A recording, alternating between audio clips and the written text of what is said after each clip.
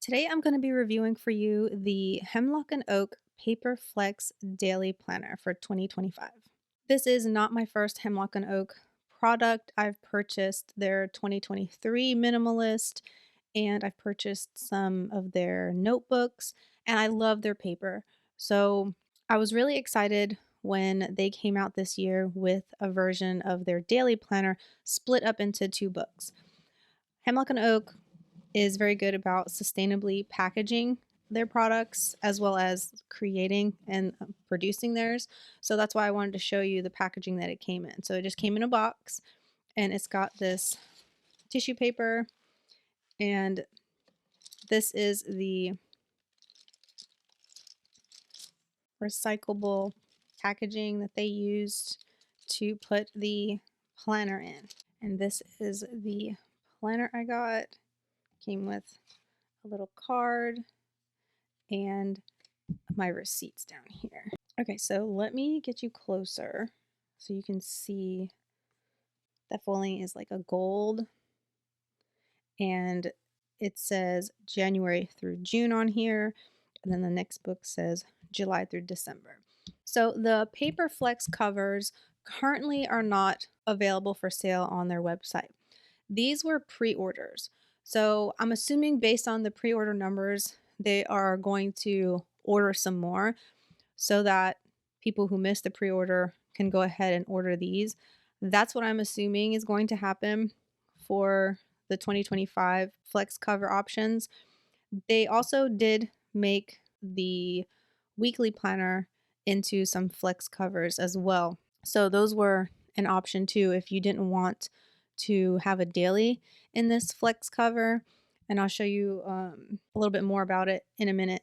But if you want their daily in like a one book option, they still, wait, do they still have it? Let me make sure. Yes, they still have the daily as an option for just one book if you want to do that. But this breaking up of the daily into two books was done by popular demand. The company had many customers want this daily to be broken up. The paper is really nice paper and it's thick, and because of that, a big daily planner this thick can be a lot. I know for me, I have a little bit of issue with my right wrist. It usually doesn't bother me unless I might strain it during yoga or something if I don't stretch properly. And I appreciate the fact that they switched it, because that's really the only reason why I decided to get their daily is because they switched it into two books. And I know my wrist is going to appreciate not carrying around this huge like textbook. But let me get to the dimensions and specifics of this before I show you what the pages look like. So the page size is 6.35 by 8.5 inches, and the paper quality inside, it's 80 pound, 120 GSM, sustainably made, plant-based inks, made in Canada, and the monthly pages in here are Monday start. So if using a monthly Monday bothers you, that might be an issue for you in this, or you might be somebody who is okay with redating something if, you know, the rest of the planner works well, but I just wanted to mention that right up front. And the graph grid that you'll see in the planner, the size of them is 4.2 millimeters. So when I first was introduced to Hemlock on Oak, I got the Minimalist A5, and I can pop up a video up here for that for you. That grid size is 3.7 millimeters. So that was a smaller grid, and I found that to be a little bit too small. And when I switched to using like one of their notebooks, I tested out earlier in this year using one of their notebooks as a planner that I drew out the week. I really liked the grid spacing. I'm pretty sure that grid spacing is the same size as in here, the 4.2 millimeter grid. All right, let's go through this. So the cover is like a cardstock, a really thick cardstock. Now, if you've ever had a Hobonichi cousin, I would say that this is a lot more sturdy than the Hobonichi cousin covers that they have, because those are kind of like a similar comparable product to this. Obviously, a cousin is a little bit smaller because a cousin's a true like A5 size. This one's a little bit wider than A5.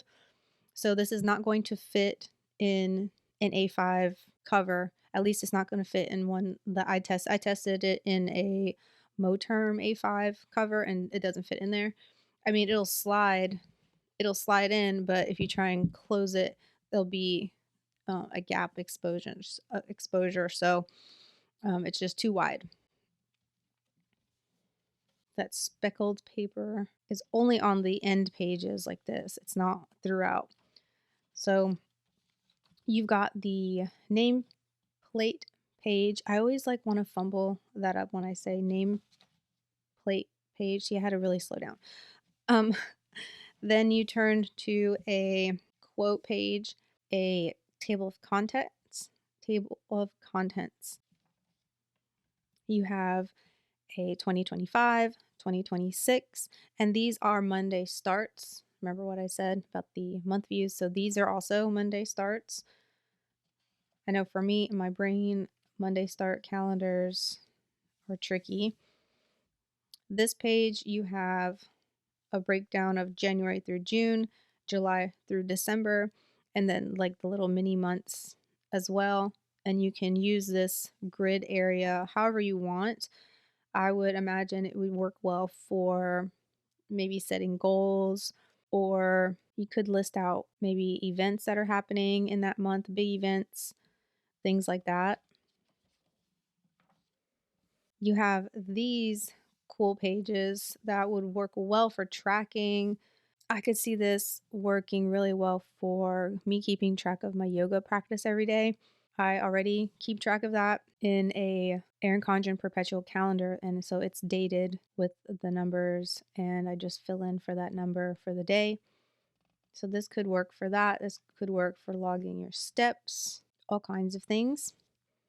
Then you've got the other half of the year over here, and I don't know if the camera's picking it up, but it looks like, let's see.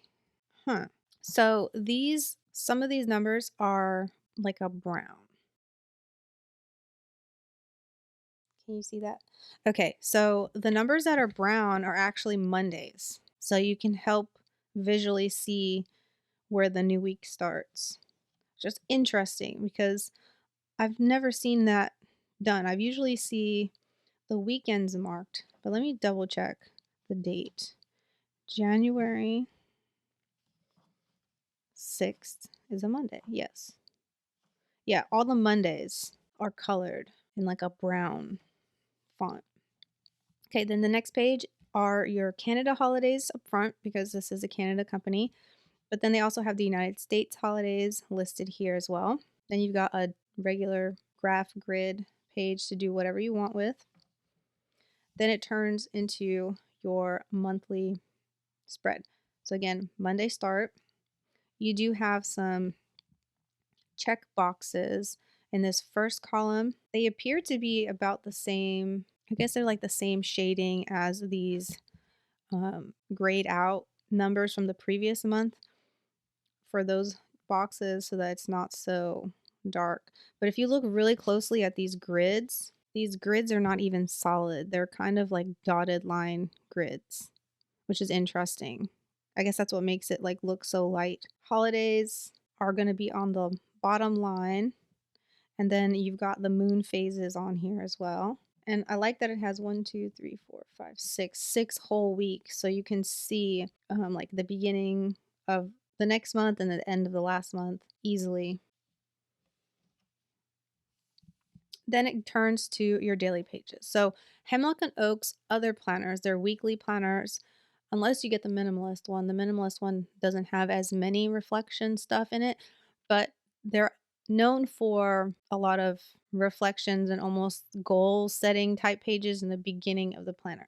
But this daily planner, because it's a daily planner and there's so many days in a year, they don't have any of those in here. So you basically can do whatever you want in this one. You don't have to worry about needing to answer reflection prompts or anything like that because there is none of that in here. So on the daily spread, you do have the holidays written over here in like that brown again. So it literally kind of pops up a little bit. You also have the moon phases are gonna pop up over here as well. And then you've got a blank box section that says focus, another area that says intentions, a schedule section that takes you from 5 a.m. until 11 p.m. And the very last one after 11 p.m. is a little heart, which I believe is meant to indicate like your self care or your wellness or something like that. That's what that's there for. And then you've got a big open section that says today, and it's got check boxes all the way. Let's see, 20 check boxes, which I think that's way plenty for a daily planner if that's what you intend to use this planner for as a daily planner. At the bottom, you have the date again, because you also have it up here, but you also have the date down here. And then you have the week, like Monday, Tuesday, Wednesday, okay, the whole week numbered. And then whatever date that page is in brown. So I like that little detail. So you could quickly, I could see that being if you're somebody who wants to quickly find your page by using the bottom, you could go like that, and then you can easily see the numbers and you can see the dates to find your spot that way, as opposed to it just only being up here at the top. So at the end of the month, let's see, 29.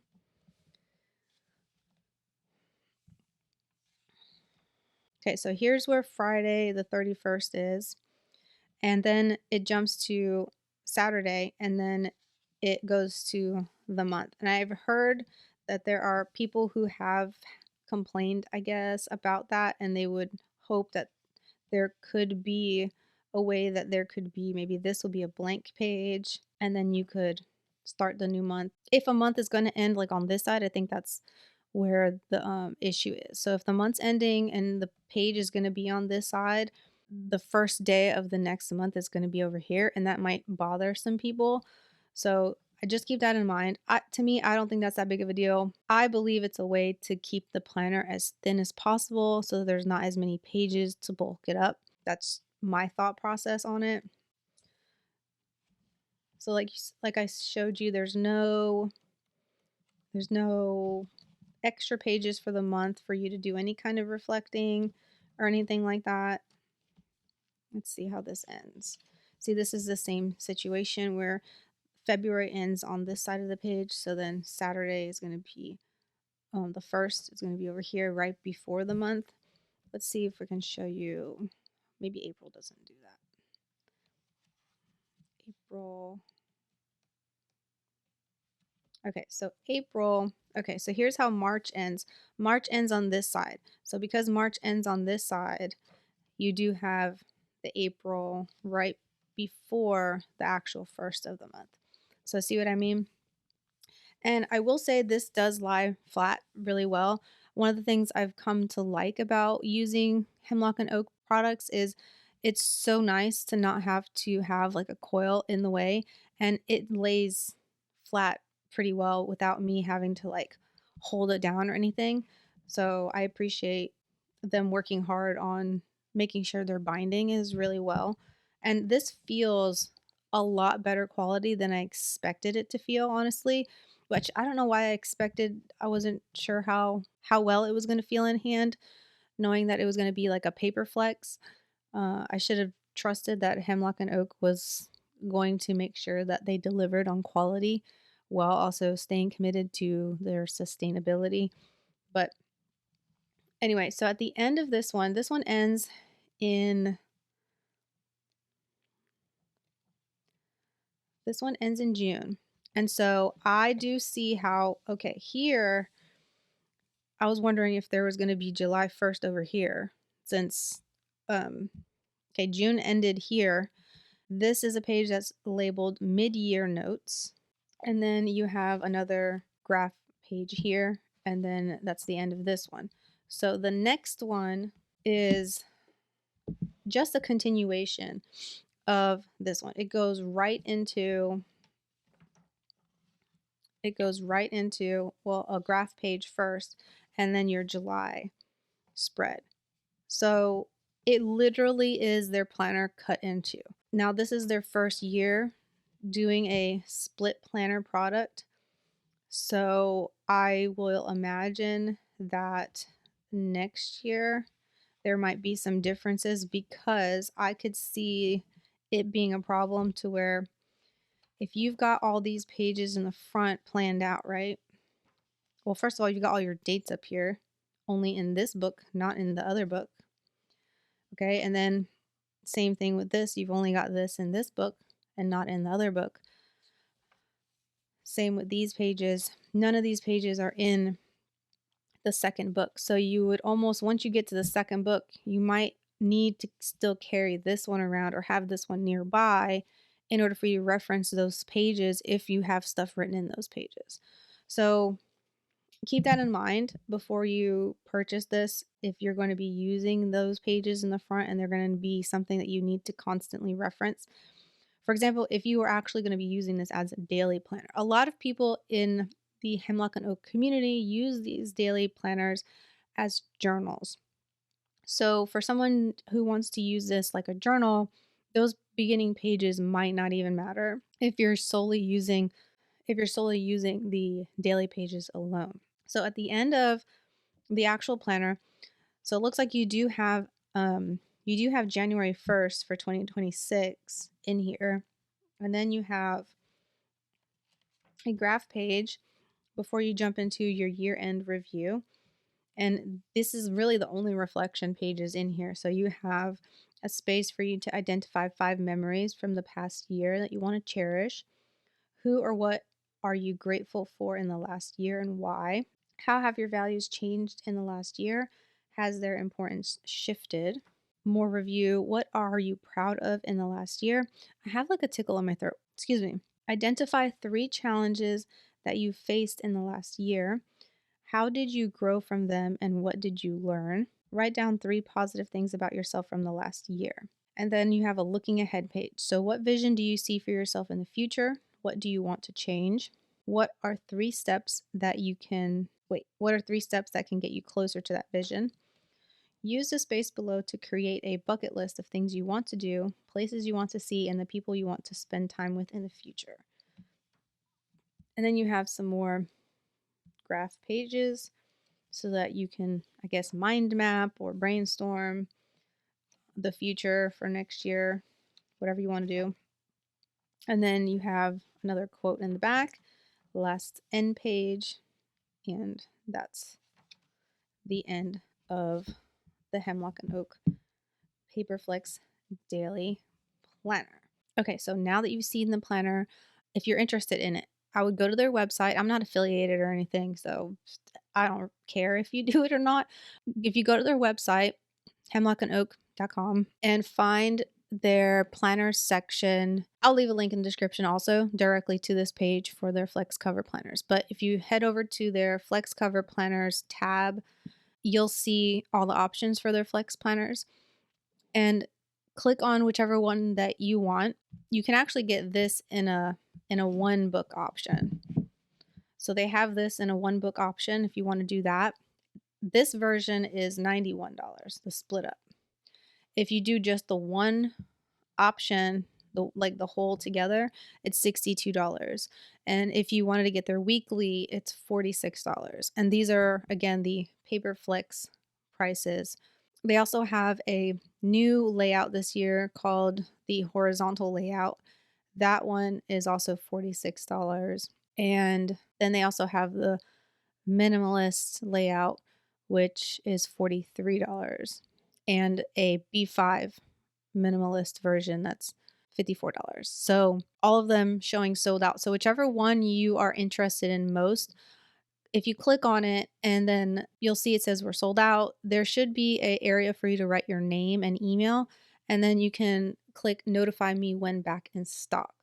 So that'll help you get an email as soon as it does come back if this is something that you are interested in for 2025. Hopefully they restock it here soon before the new year starts, but I don't know. I do get emails from Hemlock and Oak.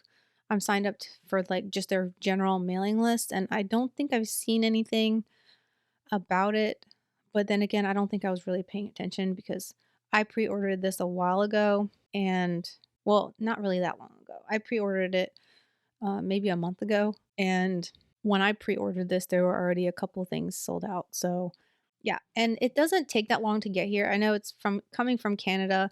Mine didn't take very long to get here. Usually once it ships, it's kind of quick. It obviously it's not like Amazon Prime, so it don't, expect it to show up lickety split. But anyway, if you have any questions about this or any of the other Hemlock and Oak products, Hemlock and Oak has a really great Facebook group page that you can follow and be a part of. And a lot of people will share ideas for how they use it. There's also a lot of YouTube videos out there, people using their planners for journaling. There's a lot, like I said, a lot of people like using this for journaling because the paper is just so nice to write on and it works really well with fountain pens. I am planning on using this as a daily journal for next year. So, if you want to know what the rest of my planner stack is going to look like for 2025, make sure you're subscribed because that will probably be the next video. I'm waiting currently for one last planner to arrive for my stack, and then I am ready to film that one. So, anyway, I hope you found this video helpful. And if you are not subscribed and you want to see more videos like this, I share tools and tips to help you on your self care journey. Go ahead and subscribe, and then I'll see you in the next one. Bye.